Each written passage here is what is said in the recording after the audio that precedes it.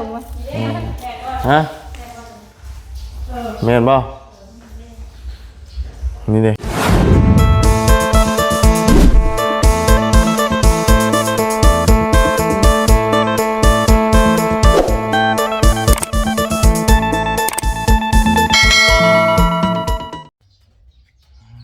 เด็ดพี่น้องเลยวันนี้เนาะเอาพี่น้องเลยเนาะเมื่อวานนี่กะบ่ได้ไปใส่เบิดมื้อพี่น้องเลยเนาะอยู่งานแต่งเบิดมื้อเลยเมื่อวานนี่พี่น้องเนาะงานแต่งเบิดมื้อเลยเนาะเอาพี่น้องเลยนี่แหละเฮือนที่ว่าเพิ่นเสียชีวิตเมื่อวานนี่พี่น้องเลยเนาะเฮือนติดกันเลยเนาะกับเฮือนหมู่คู่เนาะตอนสมัยเข้าโรงเรียนกับหมู่คู่กันนะพี่น้องเนาะพอมื้อบาวุญกลับมาลงมาจากเหนือมื้อนั้น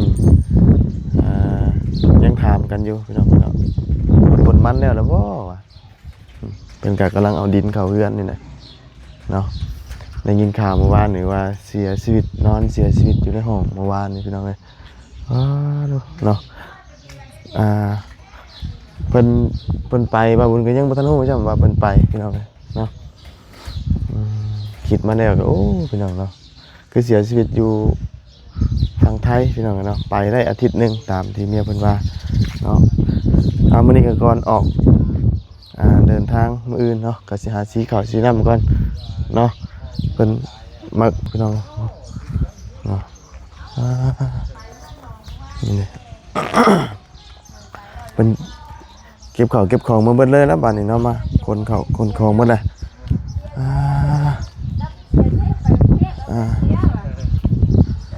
ลูกชายเห็นหรือว่าพ่อเขาเมาเบียร์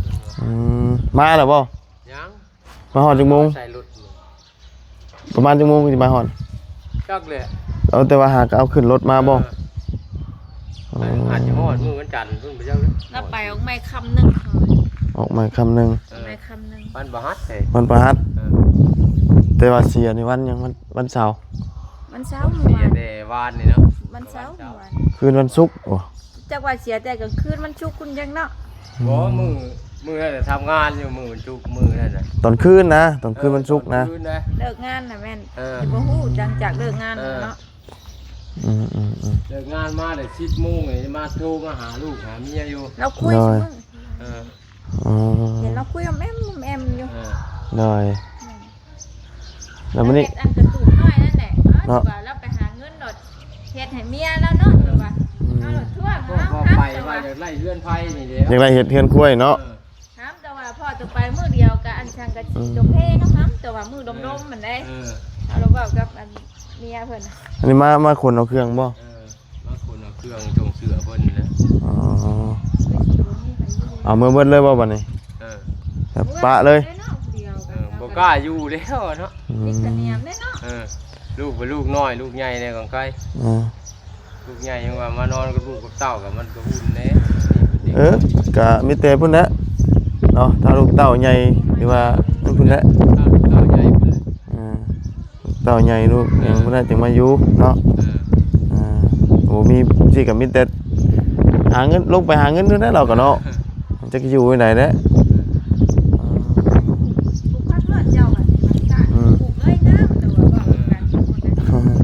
นี่เอาดินเข้ามาท่านในไทยจำเนาะ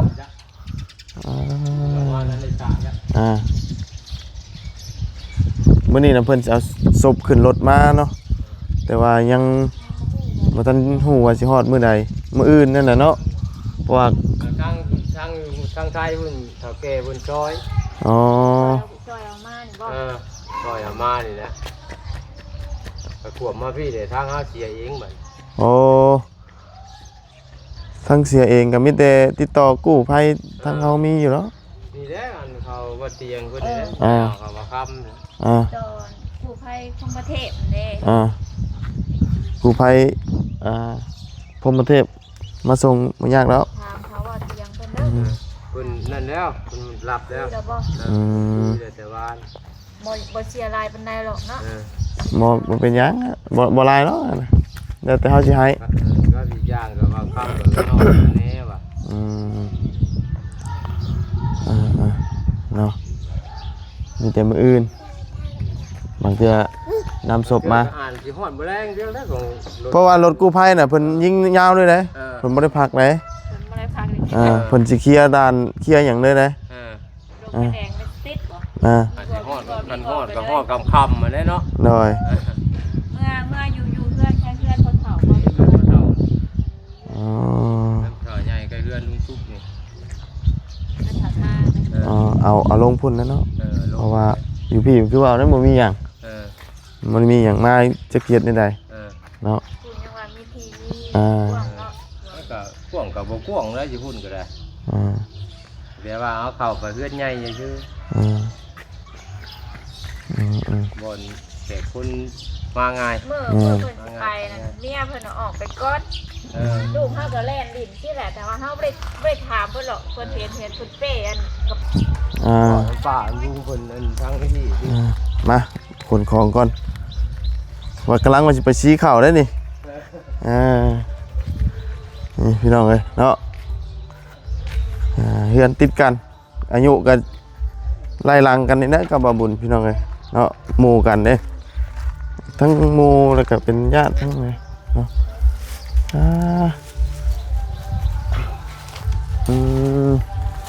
เบิ่งเฮือนครัวนี่แหละหลังจากที่ว่าเฮ็ดได้ก็ไปนี่เลยเพื่อนนับไปหาไปขึ้น หาได้ว่า3 เดือนเนาะ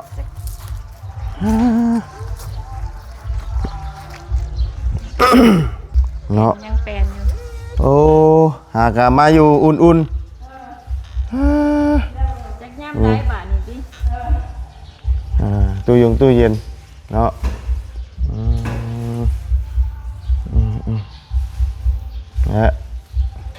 จักยามใดเนาะเบิ่งขึ้นเด้อเบิ่งก่อนยังบ่ได้ขึ้นจักเทื่อได้นี่เนาะโอ้ทยอยเอาเมื่อแหละเนาะฮะ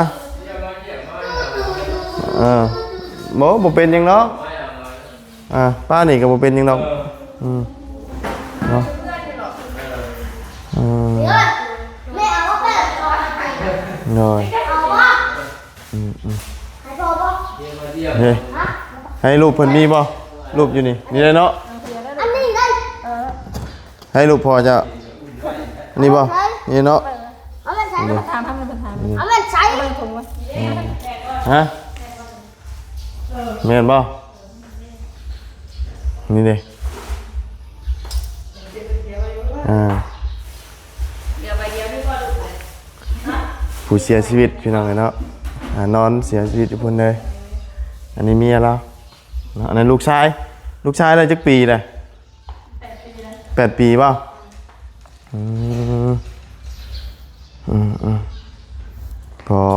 พอเสียเราก็บ่จักหยังแล้วกันเนาะ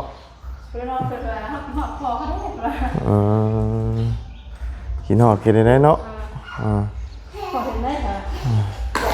กินหอดเบิ้ลได้ไผกะหาก็มาขึ้นได้หอดบ่3 เดือนมานอนนี่ฮะ ยังบ่ฮอดหรอก บ่ฮอดแล้วเนาะ ต้องขึ้นเดือนยังช่วง เดือน12เนาะว่ะ เดือนซองไง เดือน2 ไป ประมาณนี้บางเดือนที่2ก็ประมาณหาท่าเฒ่าท่าสีมันนี่แล้วก็มา ฮะแล้วลูกเต้าใหญ่พุ่นแหละมาอยู่เนาะเจ้าเป็นหยังดอกบ่ได้มีหยังดอกอยู่นี่อยู่นี่กันอยู่กูมื้อ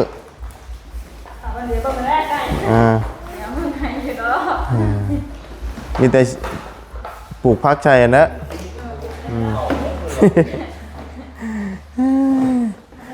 เนาะ เข้ายังข้าวเจ้าบ่ ที่แรกเพิ่นว่าสิเอาขึ้นรถมามื้อนี้ติบัดนี้แหละอันบ่ได้เอาขึ้นแต่วานนี่น่ะอันบ่ได้เอาขึ้นแต่วานนี่บ่ชกเอาขึ้นมื้อนี้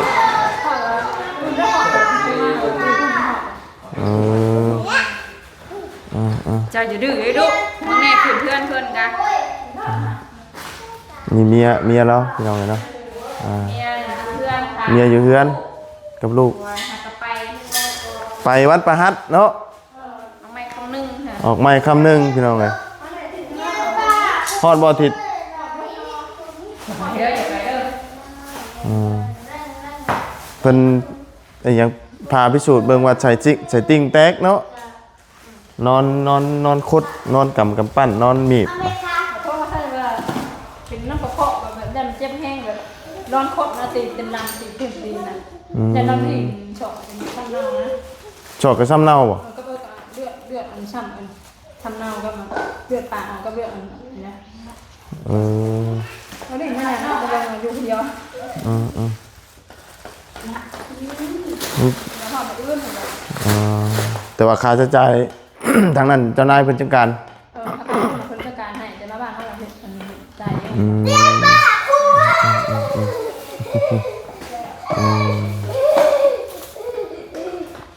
เนาะเอาเลย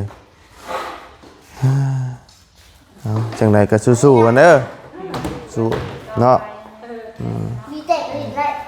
มันเป็นนะ โอ้เนาะ ใครอยาก มีไผให้เป็นเนาะ อยากให้มันเป็น ก็ไปดิ มีไผอยากให้เป็น อันนี้สังกะสีกระเดืออันเฮ็ดกระตูบบ่เฮ็ดกระตูบ1ข้าวเนาะครัว1ข้าวแล้วก็ไปบ่ได้คิดว่าเพิ่นไปแล้วนี่คิดว่าไปก้นมันก้นหยังนะคนมันแล้ว ของแนวถามมื้อว่าสิไปเซโปนั่นก็ว่าอัน จานถามให้มันเท่า ได้ค่ะแม่ จาน เขาไปเลย จานตากแดดด้วยถามว่าไปบ่อยู่เลยได้ยินเมื่อวานนี่แบบอาเซียว่าอยู่กรุงเทพเอ้าไปตอนไหนวะไม่ได้คิดว่าไปได้เนาะ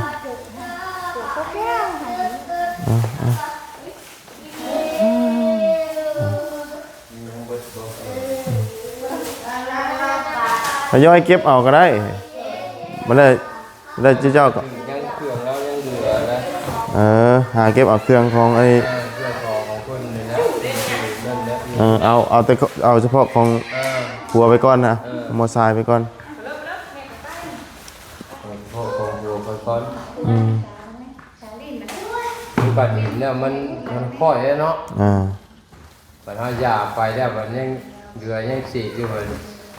กินเนี่ยตัวนี้ไง เอาเก็บมาให้เบิดนั่นแหละตัวส่วนที่ว่าเฮาสิให้อันนี้เนาะเฮ็ดจังได๋ซะ ว่าลูกชายลูกหากำลังเป็นคือว่าไปบัดนี้ก็ได้แล้วบัดนี้ว่าสิดูในเนาะเนาะเนาะบ่ได้อยู่บ่ได้เช่าเนาะหาเฮ็ดเทือนหาก็มาอยู่ได้2 เดือนปลายซั่นซะเนาะแล้วก็ลงไปเสียชีวิตพี่น้องเอ้ย ตายก็อยากได้ ตายครอบอยากได้อยากมีไผคือกันเนาะ ว่าไป เฮ็ดจังได๋เก็บเสื้อผ้าไปซะเอาเข้าไปสีก่อนเนาะrồi nhìn đấy hiền cua ô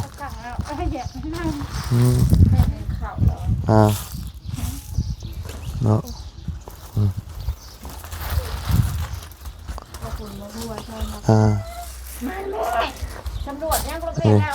กำลังปลูกกำลังนั่นนะเนาะ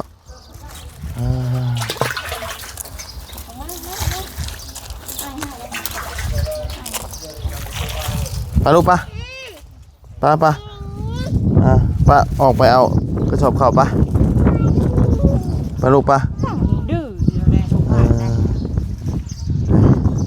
เฮ็ดอันนี้เฮือนหลังนี้น่ะย่อก่อนบาบุญพี่น้อยเนาะปลูกก่อนแต่ว่าเปิดหาก็มาอยู่ปีนี้แต่ว่าหาก็มาอยู่ปีนี้เฮือนหลังนี้เนาะซื้อดินออกจากตอนเดียวกันเลยเจ้าของเดียวหมดเลยเนาะไปซันคอยเก็บเอาทีละหน่อยเนาะบ่มีหยังเฮียหรอก เนาะก็มาอยู่บัดจากไปซะแล้วพี่น้องเอ้ยเนาะนี่แหละชีวิตคนเฮาเนาะบ่ตายเป็นก็ตายจากเนาะ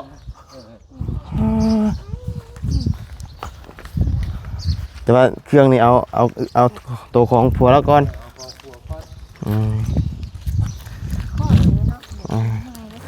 จมโมยาเฮ็ดยัง ลาออกไปปุ๊บเดี๋ยวมันชอบหินเนี่ยมันก็นิ่งมันนั่นคือทอดไปแบบนึงเลยนะ และเอาตัวที่ว่าเขาชี้ให้ก่อนเนาะนี่ไหนพี่น้องเลย ชีวิตคนเฮาสิ่งที่แน่นอนคือบ่แน่นอนสิ่งที่แน่นอนบ่แน่นอนแน่นอนที่สุด เลยเพื่อนซ้ำพิดกันซ้ำนี่ตื่นมาตอนเช้าว่าบุญก็ถามอยู่ตอนที่ว่าบุญมาจากเหนือเนาะยังมันไปหาเงินบ่ยังกนมันทันแล้วมาวันนี้วันเสียแล้วพี่น้องเลยเนาะกับเมียอยู่นะขี่รถเขาขี่รถก้อนเมียกับอันนี้เนาะทางน้ำลงเนาะเราว่าทางน้ำลงยังมาทันคนทันมาลุดให้ซับจึกมาจักชอบสีจักชอบเช็คมึง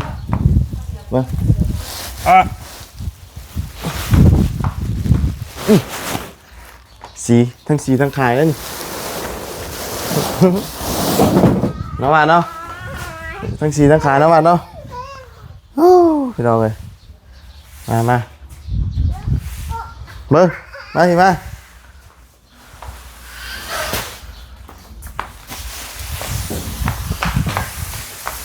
มือยังน่ะมางับก่อนลูกเบิ้งโอ้ยฮึบสีขาวมาเนาะเรียบร้อยมาลูกมากล้วยลูกกล้ว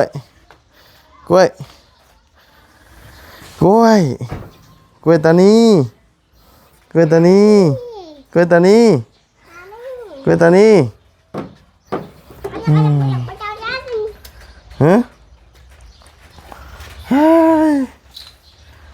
ไปพี่น้องเลยเอาข่าวคุณไปซีก่อนฮอนไปสัตว์พี่น้องเนาะมีแต่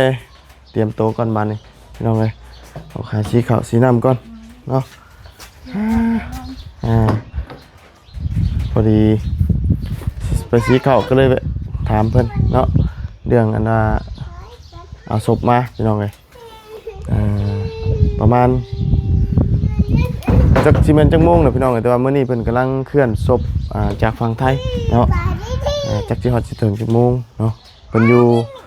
รามอินทราเนาะอยู่หม่องเฮ็ดเวียกนะพี่น้องหม่องเฮ็ดอันว่าสถานที่ทำงานเป็นร้านอาหารเนาะก็ผลที่สูตรยังผลยังท่านได้สูตรบอกพี่น้องเลยเนาะกับว่าน่าจะเกี่ยวกับโรคกระเพาะน้ำเนาะมีหอยซ้ำอยู่แล้วก็เลือดออกแขนศอกเถิกเนาะยันดิ้นนั่นแหละพี่น้องเนาะไปพี่น้องขึ้นรถก่อนผ่านนี่ไปที่รถสบายดีก่อนที่ไปใช้ลูกฮะไปใช้ไปกับโมเดลได้ไปใช้ไปกับอยู่เพื่อนกับอยู่ไปใช้ลูกอีหลายจะไปใช้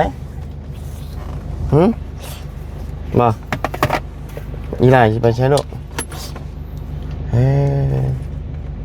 มาทำไมมานั่งได้ไหมสีขาวได้ไปลงมานั่งเก็บเยอะเลยไปนั่งรถน้ำพอยังเห็นไหมอยากไปน้ำพี่น้องลูกสาวไปใส่ก็อยากไปน้ำเลยเดี๋ยวนี้นะมาตกนะฮะมาเนาะอึ๊บนั่งลงจกเลย ไม่ใช่ เปิดประตูตกเลย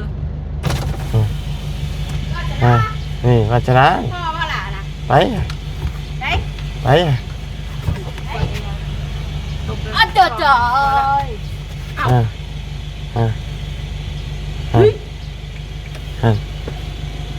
ไปยายจะพอสิไปใช้ไปใช้หล่ะไปน้ำพอบ่จ๊ะชี้เข่าบ่ ชี้เข่านึกไปดองสบายดี ดองไผ ดองเนื้อพุ่นได้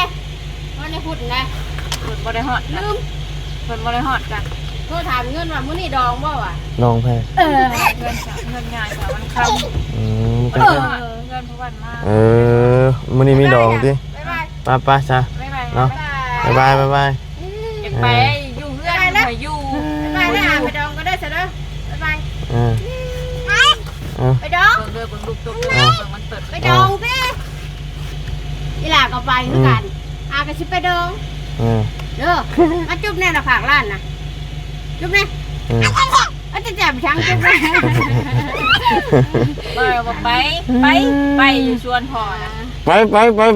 สีเก่า ยังมูว่าพ่อสิไปใช้ช้ำไปพี่น้องเลยเดินทางก่อนไปเป็นยังก็ไปนำไปมันมาชวนเขากินรถไปจักแบงไหนลูกเอ้ยไปสับพี่น้องชนะคลิปนี้ลำลาก่อนพบเจอกันใหม่ขอบคุณเ